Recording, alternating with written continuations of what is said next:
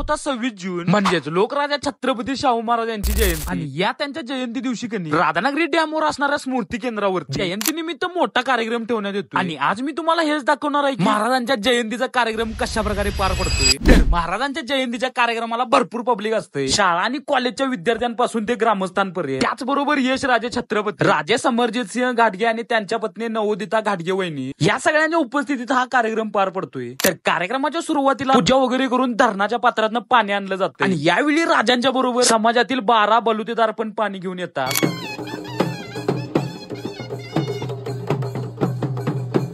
धरणातून पाणी आणल्यावर पहिल्यांदा महाराजांच्या पुतळ्याचं पूजन केलं जातंय. आणि मग वेळ असते आपल्या महाराष्ट्राच्या मातीचं मर्दानी खेळ दाखवायची. आणि यानंतर त्या धरणातून आणलेल्या पाण्यापासून 12 बलुतेदारांच्या उपस्थितीत शाहू महाराजांच्या मूर्तीचं पूजन केले जाते. तर अशा प्रकारे पार पडतं राजर्षी छत्रपती शाहू महाराज यांचा जन्मोत्सव. तर हा व्लॉग जर तुम्हाला आवडला असला तर लाईक आणि जास्तीत जास्त लोकांपर्यंत शेअर करा. आणि अशा व्लॉग साठी तुमच्या भावाला फॉलो पण करा. चला.